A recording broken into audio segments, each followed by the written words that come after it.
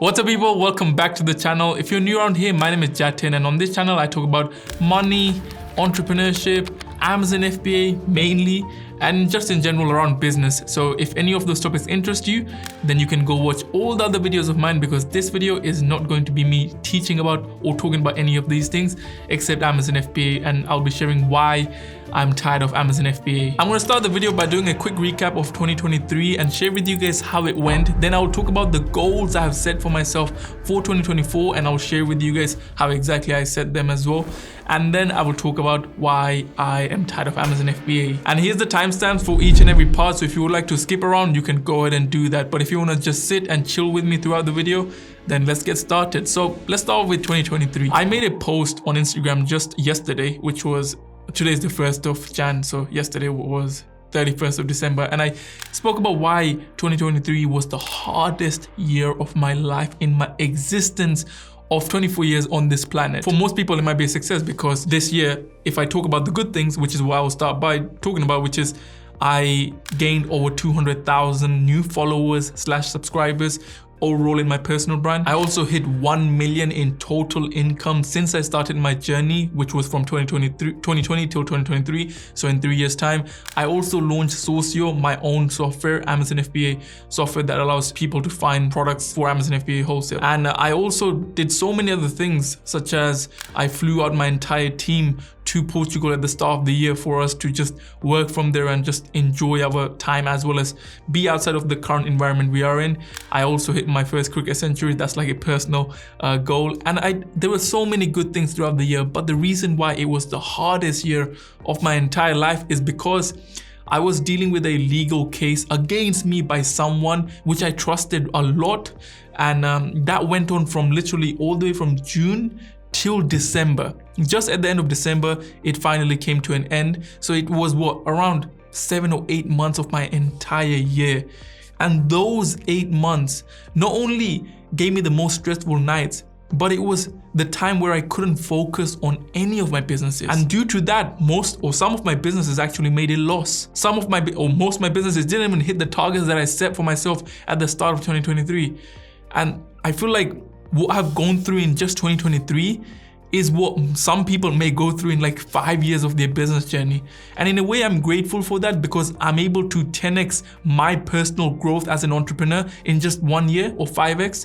But at the same time, when I think of this year, obviously I'm looking from the perspective of seeing it positive, but it was the hardest year of my life. I want to end this kind of quick recap. Again, I'm keeping it short and simple because I don't want to make this video so long and you sit here and listen to each and everything. I will explain a bit about the case as well. I can't share a lot more details about it because according to what we have closed the case with, I can't share a lot of details about that specific company or anything like that. But anyway, where was I? I even forgot where was I.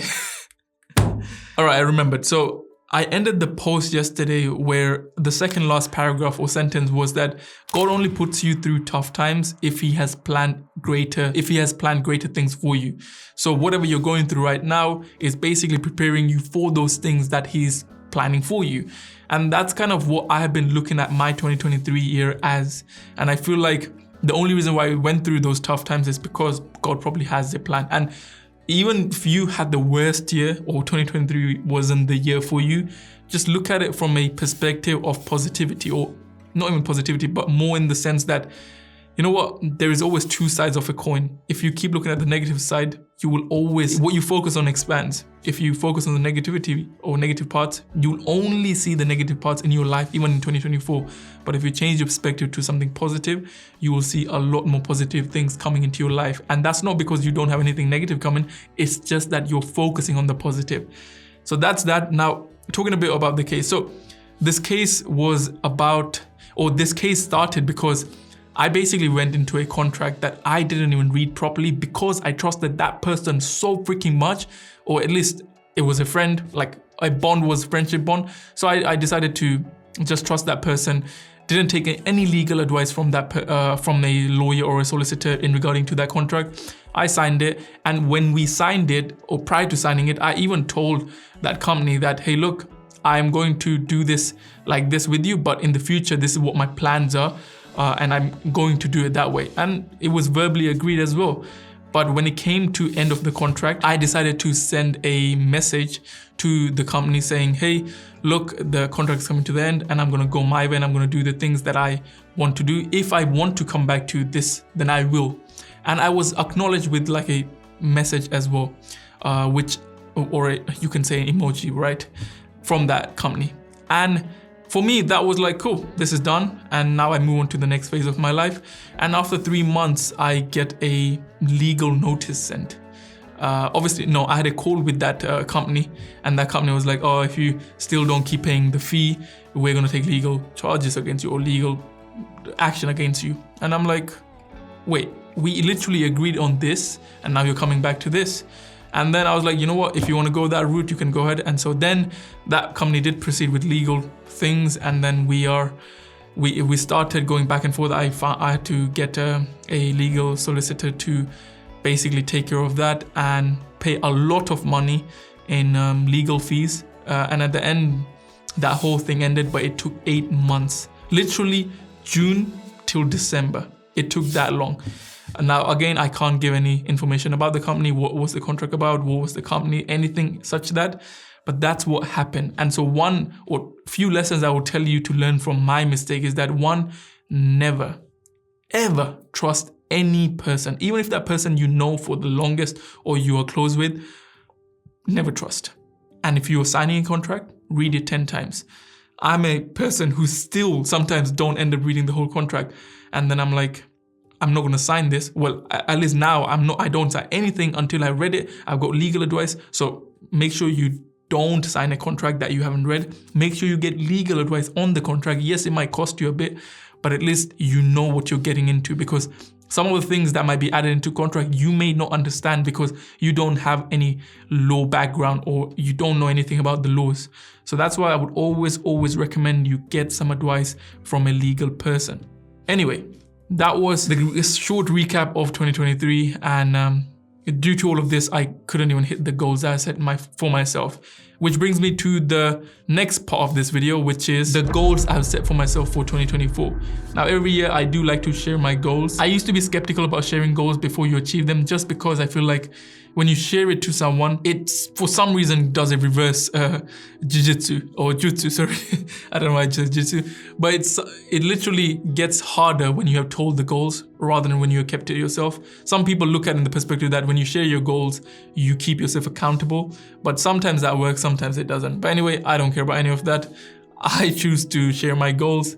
So here are the goals, and I will explain each goal as well and how I decided to how I plan to achieve them and how I set them. So you know exactly how I do it, so you can do it if you want to as well. So goal number 1 is post an average of 208 short videos on Instagram. Now that basically 208 short video on Instagram will also be reposted on all the other platforms like Snapchat, TikTok, Facebook, and anywhere where I can, YouTube Shorts, basically where I can post short videos. So that's 208, which averages, before I talk about the averages and everything, now the reason why I have stated my goal as 208 reels in a year rather than I want to get to 300,000 followers on Instagram, because the way I want to set my goals is that I want to be able to control them. If I say a goal of I want to get 300,000 followers, I can't really control that because it's not under my control. Whereas if I do 208 reels, I know I'm the one who's going to script it, I'm the one who's going to record it, my editor is the one who's going to edit it. So it's all based on me. So that's 208 reels in a year, which averages 17 reels a month and around 4 reels a week. And I feel like that is a really realistic number and hard, but at the same time, it's not impossible to achieve. So that's my first goal. Second goal is to average 36 YouTube videos for this channel. So that will be around 3 videos a month. Yep. Usually I used to tell myself I can do 1 video a week and 4 videos per month, and that will result in 52 videos a year. But I feel like that's so unrealistic because life hits you and you might set goals thinking 2024 is going to go exactly the way you want it to, but it will always, something's falling. Okay, something fell. Anyway, it's not gonna go exactly the way you planned it. And that's why you always have to be prepared for things to pop up out of nowhere so you're ready to deal with them. And that's why the goals I've set for myself this year aren't so unrealistic, at least they're semi-unrealistic. Like even 36 YouTube videos for personal brand. The reason why I kept it slightly low is because I really want to focus on the quality this year rather than just posting it for the sake of posting it. I do want to increase the quality. I do want to make the videos fun to watch as well as more valuable. But that's the second goal.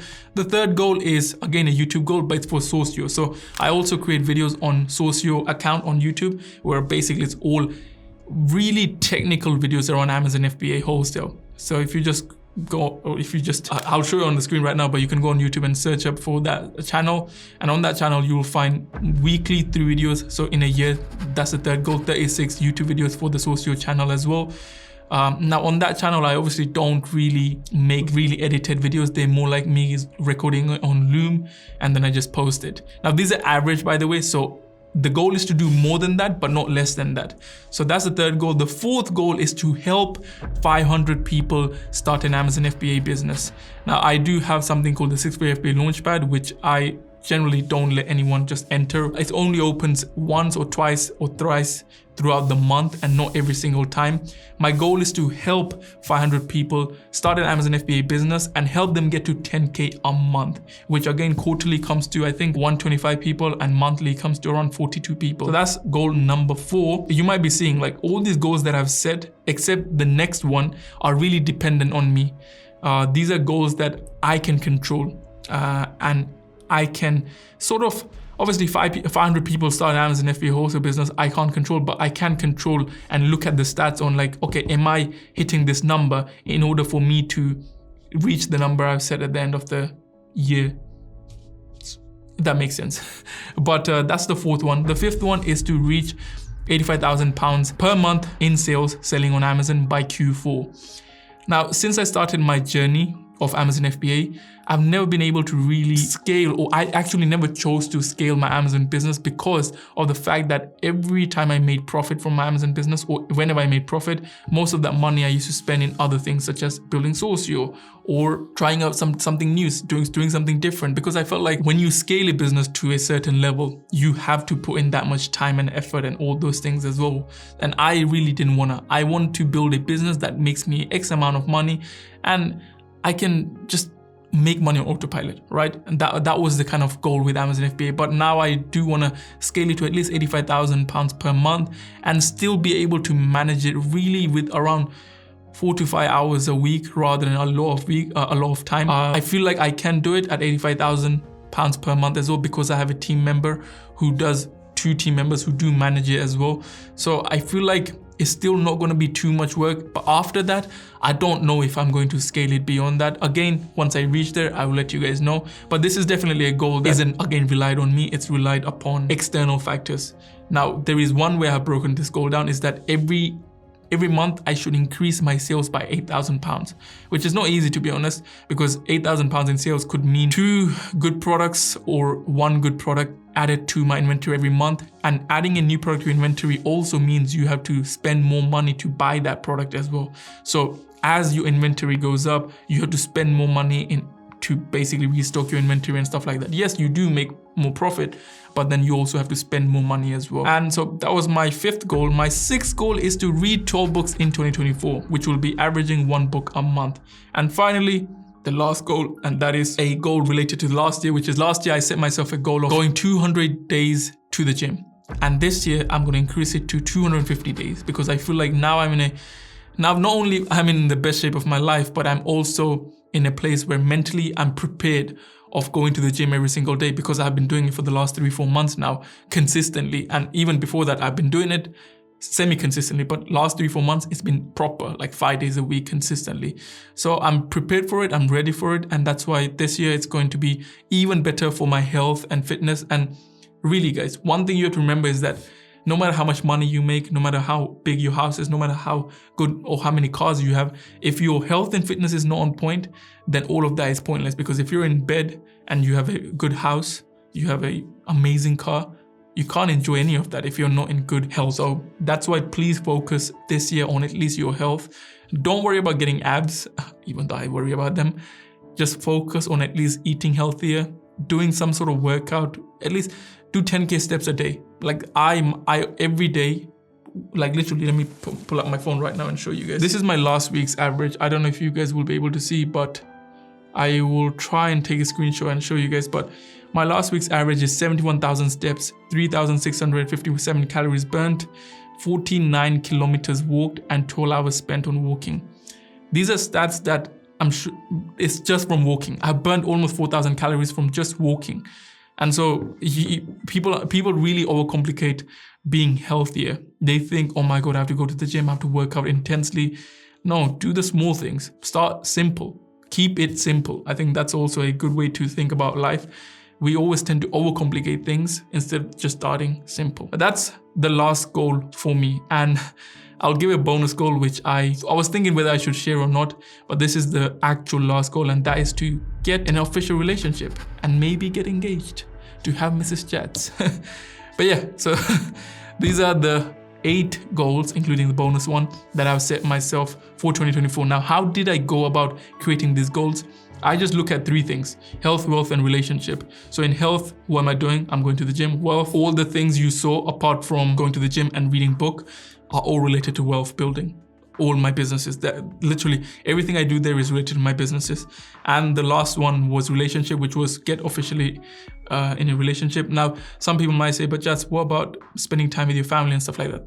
That's general. That's not a goal. That's what I will be doing every single day anyway. So these are the 3 things I look at, and then I just create goals based on that. And a key thing that I do is I also break down these goals in quarters and months. So then every end of the month, I'm going to review these goals with my team as well for the business goals and the personal goals myself. And end of every quarter, we will also do a major review to see how everything is performing. Is there anything we need to change? Because remember, some goals that I've set might have to be changed depending on the circumstances we are put in front of. So we have to pivot. And the most successful people are always ready to adapt to the changes that they are placed, or adapt to the environment they've been placed into. And for the people who are not willing to change or adapt, they eventually die.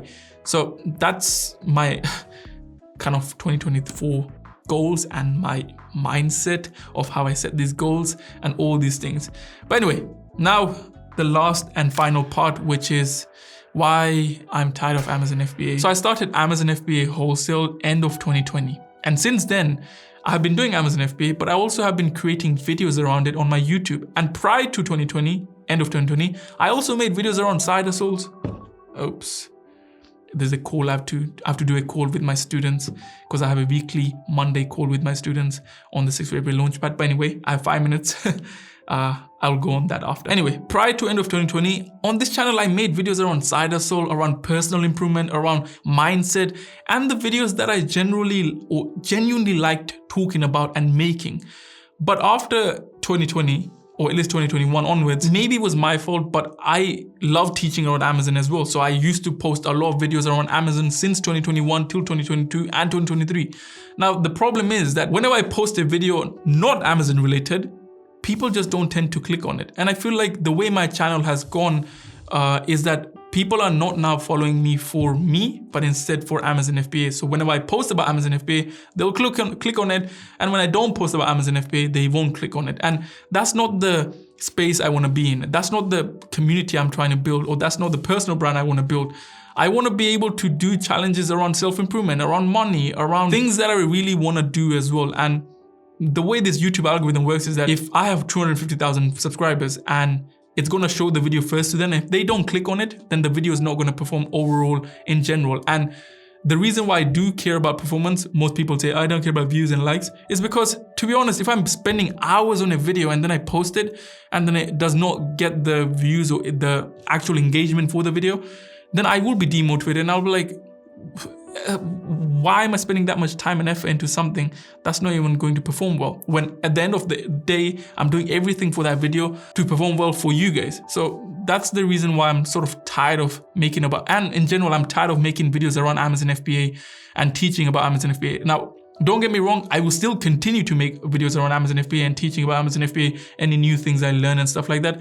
But I just don't want to make it around Amazon FBA. And that's the reason why I'm tired of Amazon FBA. And I don't know for how long I'll continue making videos around Amazon FBA. Like, most things you have to know about Amazon FBA wholesale is actually already spoken about on my channel. When I post these new videos every year about Amazon FBA, they're basically a remake of the old one with updated information or any new thing that's happened in the recent space or in recent timeline. And that's kind of everything there is about Amazon FBA wholesale. So there's not anything new I can talk about. And also, yes, there is a advantage of being really niched and talking about just one thing when you get started. But there's also a drawback that people will just start following you for that specific topic and not for you. So now for 2024, I do want to I just want to let you know that I'll be posting videos, not just about Amazon FBA, but other things as well. And I would really, really appreciate if you could support those videos as well. And actually let me know in the comments of what type of videos would you like to see as well, apart from Amazon FBA wholesale, so then I also know what you guys want to see, and I can try and mix both of what I want to do and then you guys want to watch as well, and then create that as well. But yeah, that's why I'm tired of Amazon FBA. Or you can say Amazon FBA videos. I want to end everything on that note, and I will see you in the next video. From next video onwards, as I said, I do want to improve the quality. I do want to make the videos fun as well. Wishing you all a happy new year, and I wish you guys the best 2024. Take care, have an amazing day, and I'll see you in the next video. Peace.